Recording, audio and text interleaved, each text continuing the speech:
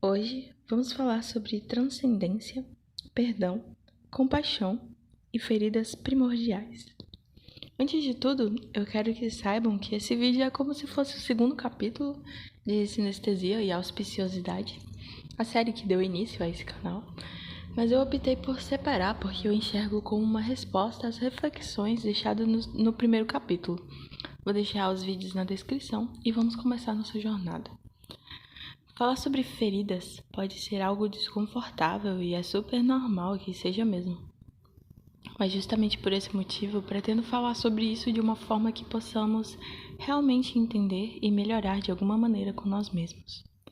Por isso eu vou trazer dois arquétipos muito conhecidos tanto na mitologia como na astrologia: Sedna e Quiron. Sedna, representando a ferida primordial feminina para a mitologia, era uma jovem bela que não queria se casar com nenhum de seus pretendentes. Mas então conheceu um homem-pássaro que a conquistou, prometendo uma terra farta e todas as mais belas coisas que se podiam prometer naquela época. Sedna acabou acreditando e decidiu seguir com esse homem-pássaro para uma terra distante. Mas quando chegou, descobriu que foi enganada. Não havia fartura coisa nenhuma. O homem-pássaro só queria prender a Sedna e então teve que fugir de lá. Entrou em um barco com seu pai para conseguir escapar, mas em uma tempestade causada pelo próprio homem-pássaro como um bom pai, só que não, o pai de Sedna pensou em aliviar o peso do barco e por isso jogou a própria filha ao mar. Sedna tentou se agarrar ao barco, mas então seu pai cortou seus dedos e cada um deles viraram animais marinhos. Por fim, Sedna também desceu às profundezas do oceano. Mas acontece que depois disso tudo, ao final do mito, Sedna, quando afundou até as profundezas, se tornou soberana do mundo submarino, governando todos os animais marinhos do Ártico. Quando Sedna estava em paz, os animais apareciam para a comunidade ao redor do mar. Quando estava ferida, zangada ou desequilibrada, o alimento desaparecia e o mar se tornava hostil, até que algum xamã fosse até ela e penteasse seus cabelos, ou, em outras palavras, escutasse e honrasse a sua dor. Por outro lado, temos Quiron, representando a ferida primordial masculina. Quiron, para a mitologia, era um centauro diferente dos outros, pois geralmente retratados como impulsivos e violentos, Quiron na verdade era sábio, gentil, curador, astrônomo, filósofo e mestre de heróis. Era filho de Cronos e uma ninfa chamada Filira, mas foi uma relação forçada, e quando Quiron nasceu, sua mãe o rejeitou, pedindo para ser transformada em árvore. Quiron virou professor de muitos heróis quando cresceu, mas em um conflito acabou sendo acertado acidentalmente por uma flecha envenenada. Quiron era imortal e por isso foi obrigado a conviver com a dor sem poder se curar, apesar de saber curar outras pessoas. E então, Quiron se recolhe e depois disso decide sacrificar sua imortalidade para salvar Prometeu, que queria libertar o fogo do conhecimento ao mundo. Bom, são mitos bem interessantes quando a gente observa eles em nós mesmos. Duas feridas primordiais com suas características específicas, digamos assim, pois são duas feridas causadas por contextos diferentes, mas ainda assim mostram a dor como uma forma de cura quando ouvida, amparada, honrada e transformada. E aqui acho importante dizer que nós não devemos romantizar essa dor, porque a dor dói. Mas eu quero propor enxergarmos por outro ângulo, porque só assim essa dor pode virar cura para si mesmo e para o mundo. Então, esses são arquétipos para as questões do nosso inconsciente. Isso significa que são as dores mais profundas que podemos carregar. Mas como já diziam em Ever After High, o fim é apenas o começo. E é nesse momento que vamos entender melhor o perdão e a compaixão, porque são conceitos que provavelmente todos nós ouvimos falar desde o dia que nascemos. E ok, todo mundo sabe que perdão e compaixão são lindos na teoria, e que perdoar o próximo é algo que deveria nos fazer bem. Mas eu, por exemplo, sempre me questionei muito sobre essas duas palavras e sempre achei muito complicado e complexo demais perdoar as pessoas que me fizeram mal, que me machucaram no sentido de me violentar fisicamente ou psicologicamente de alguma forma durante a minha vida. E por muito tempo eu tive uma relação muito desafiadora com emoções vistas como ruins pela sociedade, como a raiva, sabe? Eu reprimia muito a raiva que eu sentia em vários momentos.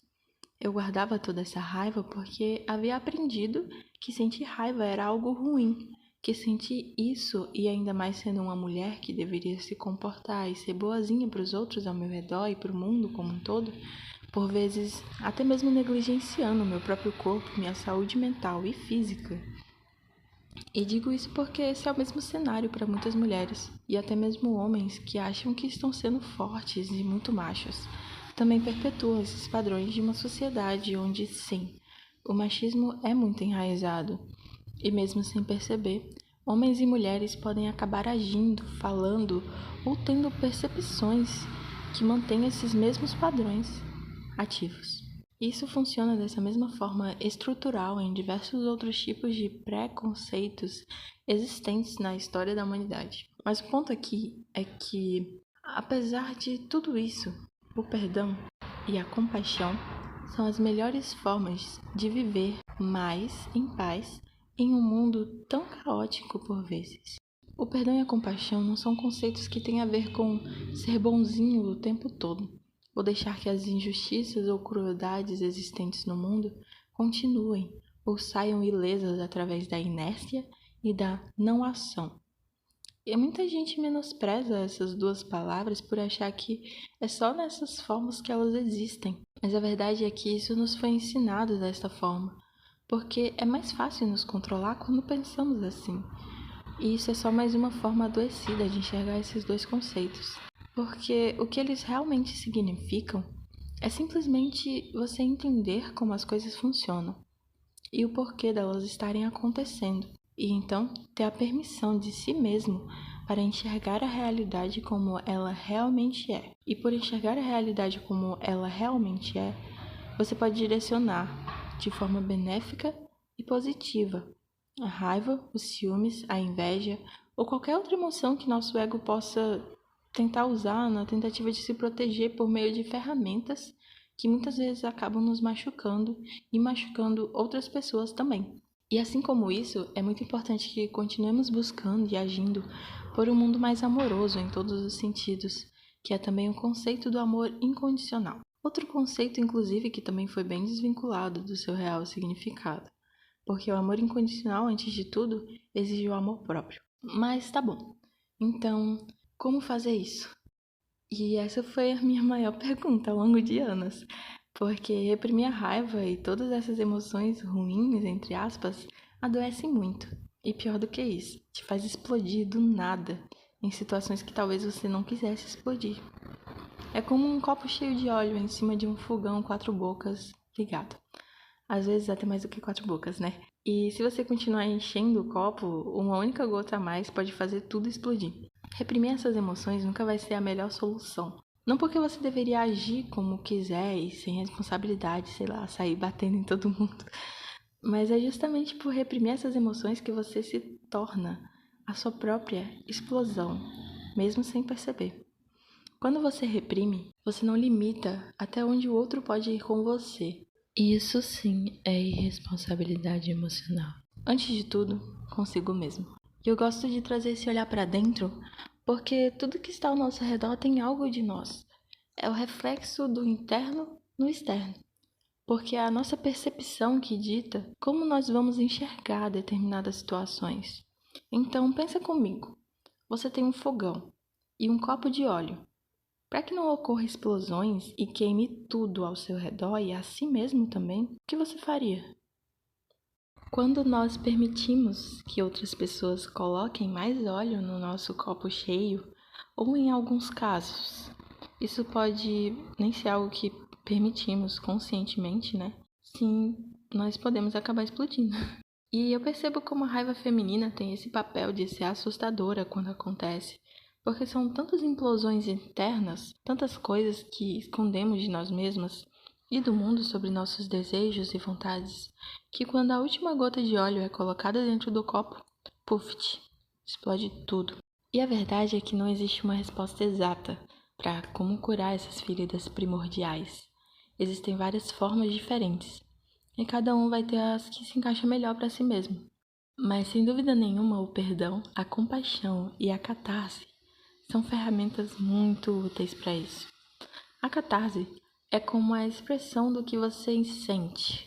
É por meio dela que você pode transcender tudo isso.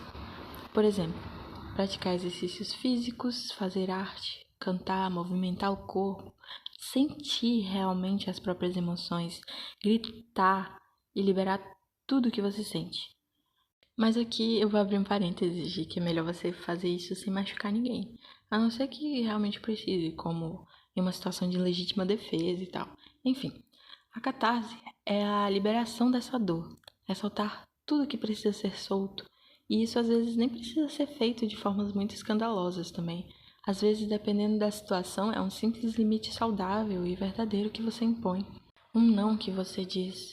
Ou um tchau para uma situação que não faz mais sentido para você. E isso, claro, exige que você rompa o medo de desagradar aos outros. Para as mulheres, eu sinto que é a construção disso que faz com que elas realmente consigam colocar a voz no mundo e serem ouvidas. Já para os homens, eu observo mais como um ajuste disso. Porque homens sempre tiveram mais contato com essa raiva desde que nasceram, mas muitas vezes de uma forma disfuncional, e essa reconstrução seria uma alternativa para conseguir colocar essa raiva e esses limites de uma forma não destrutiva para si mesmo e para as outras pessoas da nossa humanidade.